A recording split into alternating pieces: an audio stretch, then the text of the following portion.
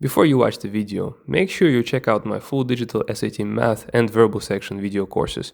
These are the #1 rated video courses on Udemy, and I'm sure they're going to help you during your SAT prep. So the skills needed for you to be comfortable with solving SAT questions or to get a good score are #1, vocabulary knowledge. When we talk about vocabulary, I mean academic vocabulary, words like complacent, words like intricate, words like to foster. What do those words mean?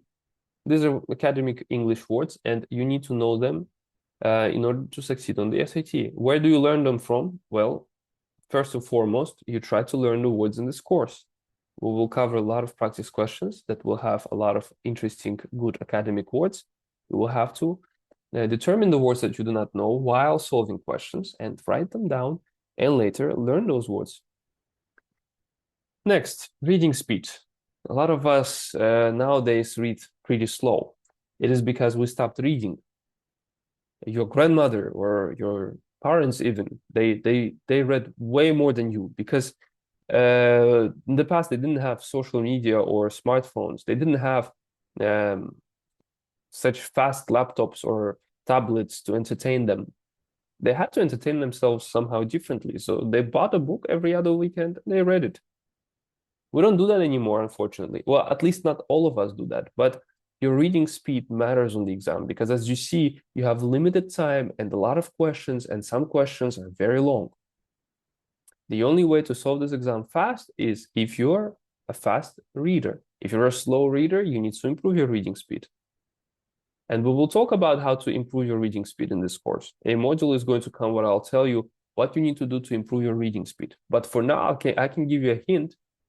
You have to start reading in a concentrated manner for at least half an hour per day, not only 5 minutes or 10 minutes, not only a small news article. You have to buy a book that you're going to like. It has to be a good book, meaning it shouldn't use simple English or a lot of pictures in it.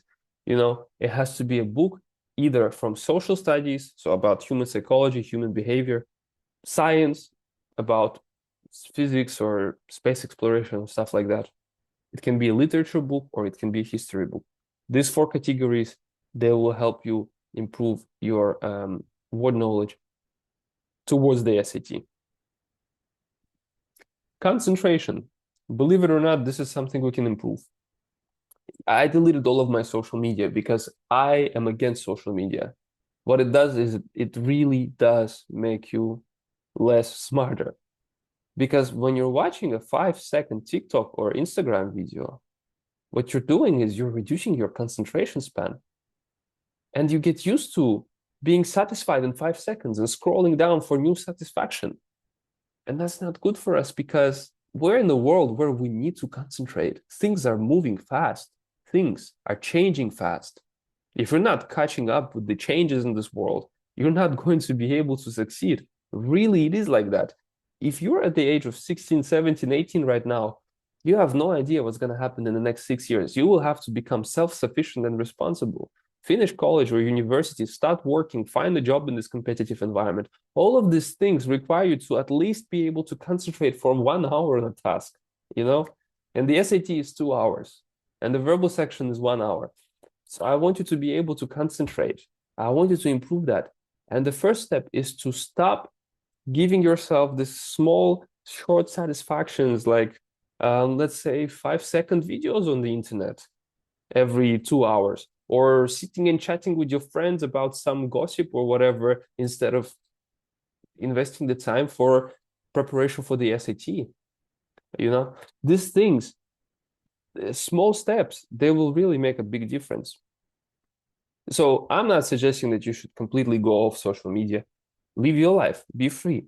But the preparation time for the SAT requires you to at least take some steps towards, if you are not concentrating good, to improve your concentration. And I'll give you an example of my students. I have a student right now in Central Asia, and she has been spending a lot of time on social media platforms. And I'm saying a lot because I have seen her screen time. It's 6 hours per day. Now, it's pretty scary how much 6 hours per day is, because this is 1/4 of your day.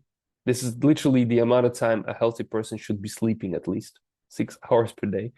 But anyway, she didn't realize that she's doing that. And when we looked at her statistics on phone usage settings, then she was very surprised. Her SAT score was 1000 at the time.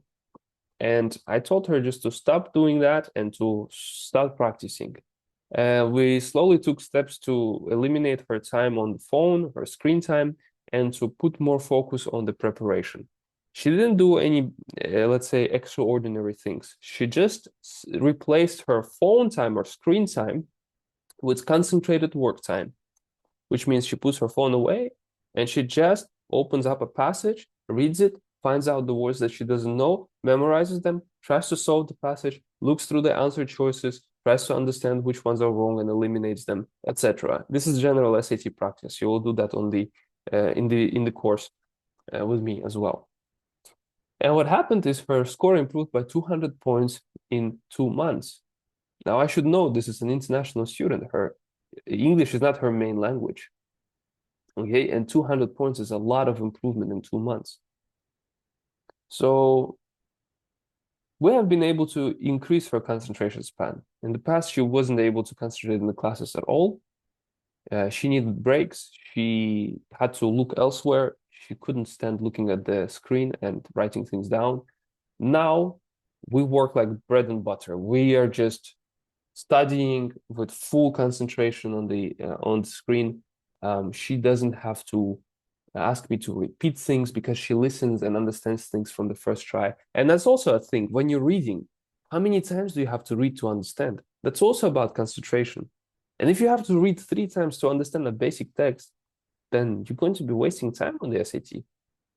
And that time could be spent on solving other questions and getting more points, you know? So concentration is a big deal. How to improve your concentration is, number one, cut off this short-term satisfaction things in your life, like watching your favorite series every day. Don't do that every day. Do that every other day. Second, reducing your screen time on the phone, on social media, and investing it into improving your reading speed, vocabulary knowledge, etc. Okay, these are the first steps. These are the first steps. The other steps we will talk about later.